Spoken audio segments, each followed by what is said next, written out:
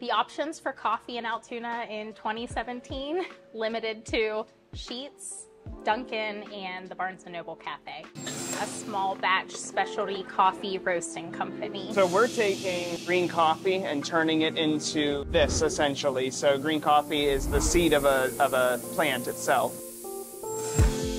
Specialty coffee is important because basically it creates sustainability for coffee because it takes care of everyone along the process of the growing. A carbonation process, so it's like any cooking process. Every once in a while, whenever stuff is sent in, you'll see there's stones and stuff in it. Sometimes some of the coffee beans don't develop quite as far.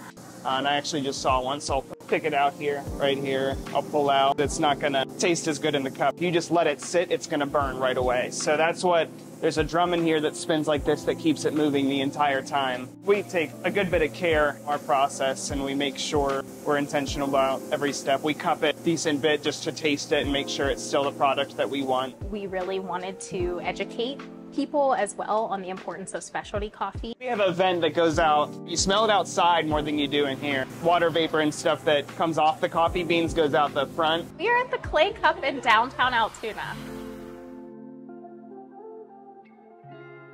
Yes. And Westfall Coffee Company. That's right. You are a roaster? Is that how? Yes, okay. So it's basically a small batch specialty coffee roasting company. Okay. And is that unique? Is that rare? Is it? I would say it's more unique for this area. It's definitely becoming more prominent overall. So these farmers, a lot of them could go grow coffee, or instead of growing coffee, they could grow avocados or something else and make a lot more money. So we have to make sure that we're buying coffee at a price that is sustainable for them, or else coffee will basically cease to exist. Interesting. Okay. That's not something I hear about too often, but makes sense. Makes sense. Long before all this was here. Yes. Where did you grow up? I grew up in Bellwood, which is right next to Altoona, and my whole family grew up in this area, grandparents on both sides, and so I grew up hearing about what downtown was like when it was in its prime. My grandparents would take the train from Bellwood to Altoona to do their shopping. Yeah. And so I've heard about that my whole life and always appreciated like the old buildings and the architecture as well. What was your experience do you remember, I guess the Christmas parade was probably down here. Was there a reason to come to downtown Altoona? When I was growing up, there was not, because I was growing up in the 90s. Yeah. So in the, 80s, 90s, early 2000s, it was much more quiet down here, much more of a ghost town. I think people were trying to make efforts down here, and a lot of them had failed. And it wasn't anything like it is now, or obviously like it had been when I was growing up. So I didn't get to really experience downtown much. I just heard stories about it.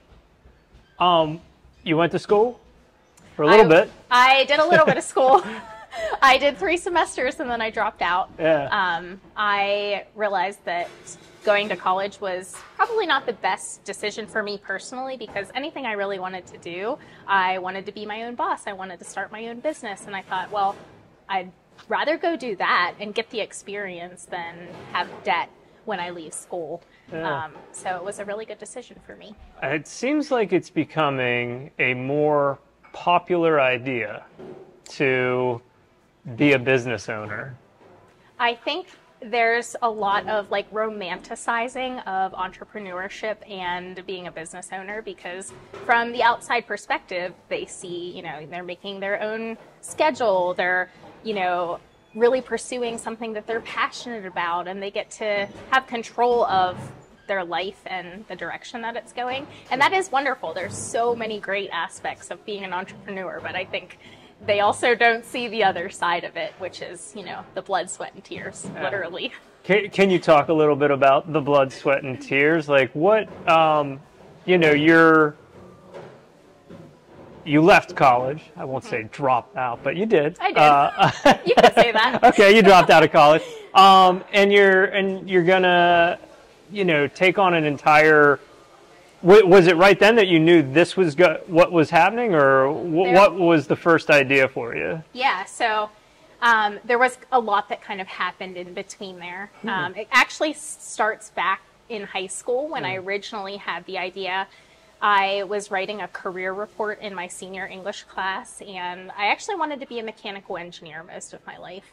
And I also knew that I was good at art, and I thought maybe that would be fun to do.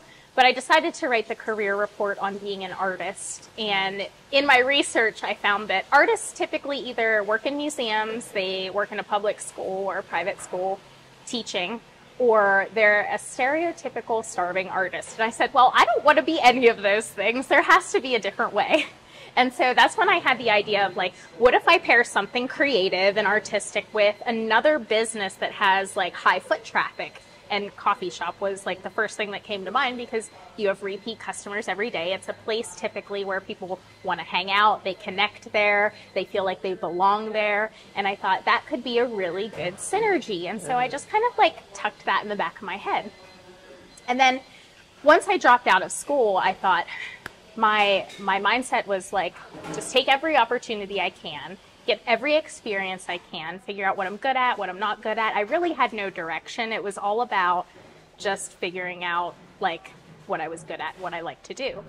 And one thing kind of led to the next. I had a ton of different jobs that were totally unrelated to art or anything creative or coffee. Yeah. But I gained skills from each job and each position that I utilize still to this day. And so I can look back and see like the value in the process of that and in the journey of that. I did so many different things. But one of my jobs, it took me to West Palm Beach, Florida, and this was in 2013. And down there, they had these painting classes where people were teaching these sip and paint wine, like you'd sip on wine and someone would teach a paint class. And I thought, no one's doing that back home. No one was doing it back here yet. And I thought I could teach those. I had developed my art skill.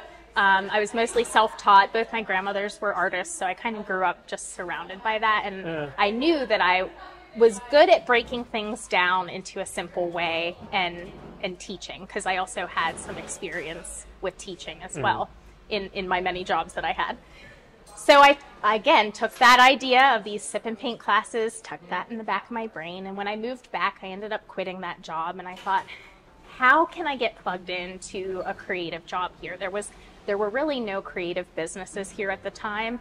And the only one that existed at the time was Playtime Pottery in Hollidaysburg, which was a paint your own pottery studio. And I thought, I'm going to go ask them if maybe I can teach a class there. So I approached the owner and I said, look, these sip and paint classes, they're in the bigger cities. They're not here yet. I think it'd be a huge hit. It'll bring more people into your business and it'll let me step into something closer to what I think I want to be doing. Yeah. I never heard back from that owner. And I was like, there's my one chance gone. And then a few months later, I realized she had sold the business. And I was like, there's a new owner. This is a second chance for me. Yeah. So I went to the second owner and I basically proposed the same thing.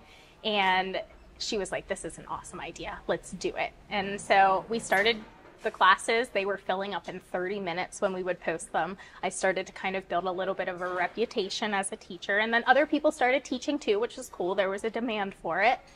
And a few months into teaching, the owner said to me, I think I want to sell this business, because it was like evenings and weekends, and she had a little girl. And I thought, this is actually my opportunity to like own and operate a creative business. Yeah. And I was like, pick me. And I ended up being able to buy the business. It was very small, and I was able to, get the financing and stuff that I needed.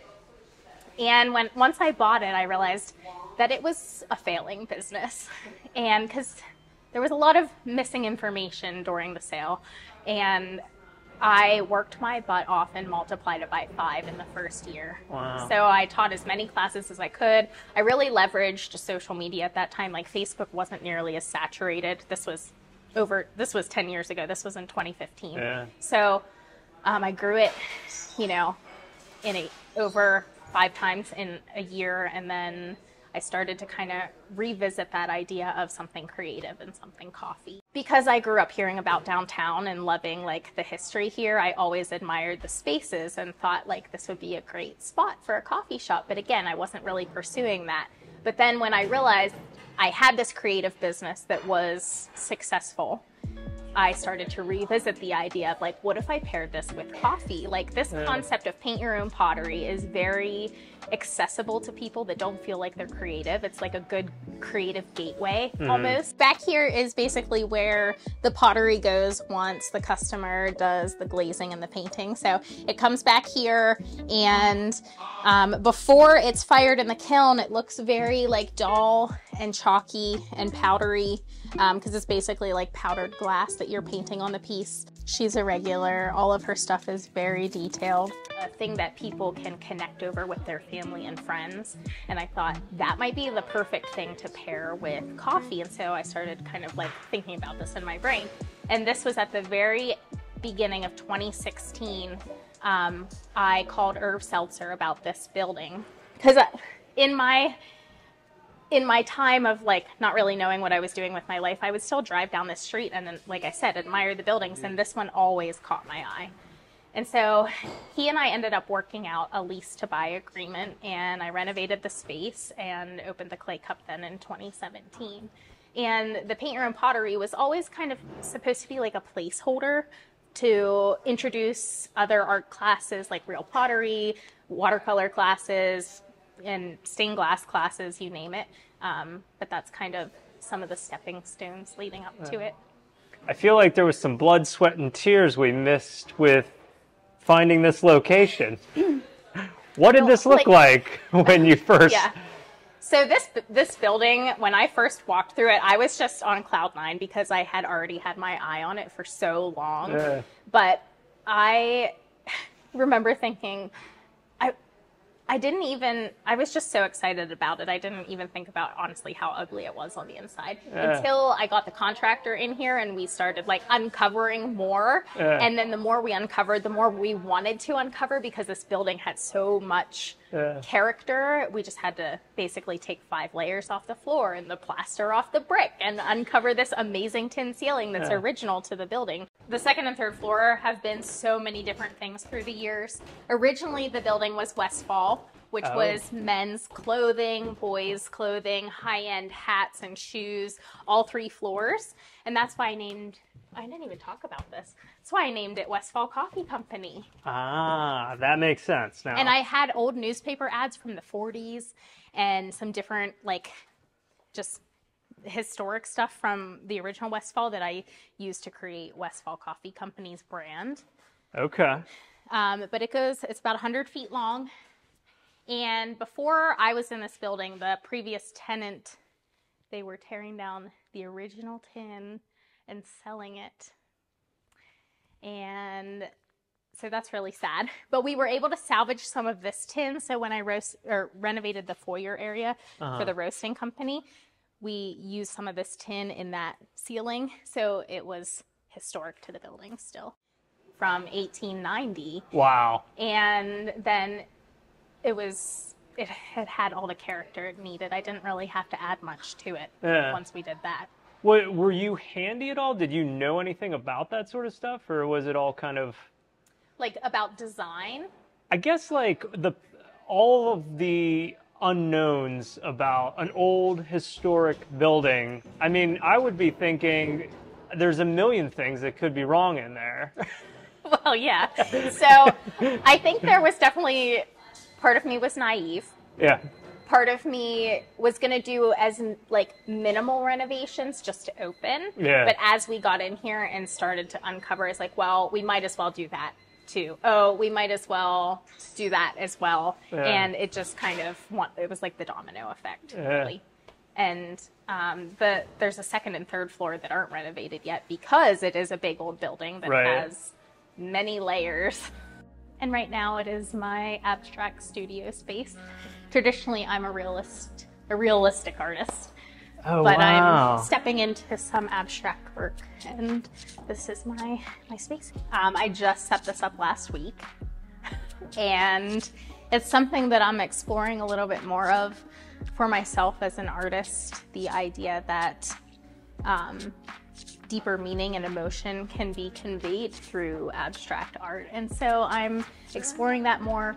I would love to line the walls with these paintings, leave them where they were painted, and then do a small gallery show. When did you finally, I guess, open your doors, and what was the reception like? So prior to opening, I think there were a lot of people were very excited. There was a lot of excitement. Yeah. But then there were also people who were kind of a little bit doubtful that it would work because they had seen other businesses try to open here and be unsuccessful. So they were going off of the track record of downtown, and that's fair. It wasn't anything personal. Back then, coffee in Altoona, what were your options? The options for coffee in Altoona in 2017 limited to Sheetz, Dunkin', and the Barnes & Noble Cafe. Yeah. So very limited and not specialty coffee whatsoever. That's commodity coffee being bought at very cheap prices. And so we really wanted to educate people as well on the importance of specialty coffee, along with just creating a space for them to feel like they belonged to something and that they were connected to something. Yeah. Was Bill Sells, like, what else was down here besides you? So in 2017, the other businesses that were down here, Bill Sells Bold. He was definitely a forerunner, and he is missed. And Sheer Power was down here. Resilience Tattoo was down here. And then obviously like the cardiology and the eye doctor. Those were the kind of the core businesses, and they had been here for a while. And they welcomed me with open arms. Yeah. And in that time, there have been a number of things that have cropped up downtown. Can you talk a little bit about what you've seen, your neighbors? Yeah. So in that time from 2017 till now, there's been a lot of development. I mean, we now have Reliance Bank on the corner. We have Wildfire next door. We have Chris Cook with his project at the McCrory's building. We have the Curry project completed, and other projects in the works as well, and JJ Hadley's since then as well. So a lot of exciting progress in the last 7 years. And that's been really cool to just be able to witness that down here. When I walk in here, you have the wonderful, charming cafe up front. And then in the back, what do we have going on? So we have the specialty coffee in the front, and then we have the pottery painting in the back, which I kind of refer to as the studio section. And that is where I take pottery reservations. Families come in, different work groups come in. They paint pottery. I do some watercolor classes as well. But it's a really awesome synergy between the studio section and the cafe because it is one business. They kind of operate individually in a sense, but when people come in to paint, they're also purchasing from the cafe. And when people come into the cafe, they're often wandering back there saying, what's back here? Oh, can I make a reservation? So it's a really great synergy, which is kind of the whole point of why I did that. And I think that's what's so exciting. That's why I call it like the creative gateway, because it's not threatening. Like, there are so many people that think they're not creative, that think they don't have ability to create or paint. And this is a way for them to kind of step into that without it being, intimidating at all. So it really is for everybody. We have kids, we have people that are retired that come every week. Again, we have people from the hospital and from Penn State bring groups in for team building. So it is for everybody. I see art available for purchase. It's kind of what decorates this place. That's cool. Are these all local artists? Yeah. Are they? So, I know you're in the mix, right? Highlighting local creatives is really important to me because, I'm in that group of people, and I know how hard it is to get people's eyes on the things that you're making. And so, I do an Artist of the Month, so they get to display their artwork in the space. We don't sell it, but you can contact them directly, and it's a really great way to brighten up our space. What is a typical day like for you? For me. Yeah. Oh. So a typical day for me, it really varies. And I think that's what I love so much about being an entrepreneur and a business owner is because I am primarily running the studio section right now. So that takes a lot of my time, but I still get to interact with my employees and make sure, touch base with my managers and make sure that things are running as they should be and implementing new ideas. And I get to interact with the customers. I love that side of it too, and just connecting with the people in the community. I do like all the administrative stuff too, which is the boring stuff, and payroll and the bookkeeping. Oh yeah. So woohoo for that. But a lot of my job is just connecting with the people on my team and kind of leading in that sense. Yeah. I love that. Yeah, well, and if you were giving advice, or if you were trying to give a realistic expectation for a young person that wants to start a business, the front office, keeping the books, keeping the lights on, it's a big part of it that probably gets not romanticized, right? Right. Can you give some advice or some realistic expectations for somebody that wants to start a business? I think one of the pieces of advice that I always like to give someone who's maybe looking to start a business or they want to be an entrepreneur is you need to be a professional at what you're a professional at. And so you also have to be able to trust other professionals to handle what they're a professional at. So when that comes to like accounting or an attorney or a banker or, a contractor, like there are times where you really just need to trust somebody else to handle it, but you do have to have an understanding of those things too. And when it comes to like managing your time, I think that there's this expectation that like, oh, I'm going to be so free and make my own schedule because I'm an entrepreneur. And that can be the case. In my experience, it has ebbed and flowed tremendously. So there have been seasons where I haven't had to step foot in here. I do some administrative stuff at home, and that's been great. And then there are times like now where I'm working 40 plus hours a week, and that's great too. So you have to be able to jump in where the need is as well. And sometimes that's hard and sometimes that's frustrating, but that's just part of it. What is the future looking like for you? What do you have, a 5-year plan? Is there expansion, or do you want to just keep it simple and easy to manage? So I don't necessarily have a clear 5-year plan at the moment. I would love for the cafe to be able to expand a little bit in this downstairs space and offer some more food items. I'd love for Westfall to be able to continue to gain more wholesale clients. We sell to cafes and restaurants, and we sell online. So there's a lot of potential there for growth. As for the building, there's a second and third floor that aren't even renovated yet. The challenge with these big historic buildings is that there's such a huge gap between how much it takes to restore them and what they're going to be worth when they're done. So you have to have cash to dump into it for it to work, really. And I've had ideas for what I thought I wanted those spaces to look like, and I feel like that's kind of shifting right now, just because the landscape of downtown has kind of shifted over the years, not in a bad way, just in a different way.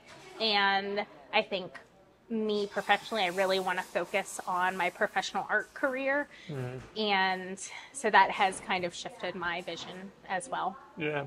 Can you get into the specifics, like what would be the ideal for you with that? The ideal for my art career? For your art career, yeah. The ideal for my art career is me be able to create or make anything that I want to make, and people know me enough and that I've established myself enough as an artist that people want to buy it.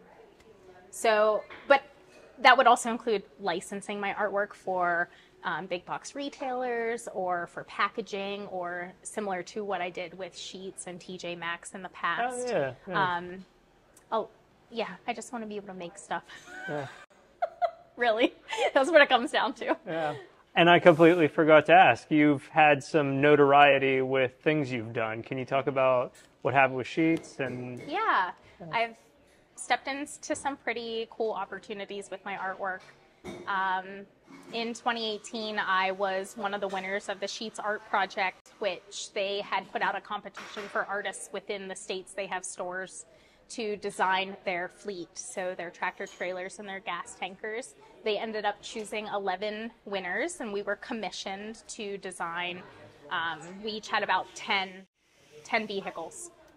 So I had my artwork and my face on 10 tractor trailers / gas tankers for about 5 years. They left them wrapped. That was a huge project that helped me gain some notoriety for sure. Yeah.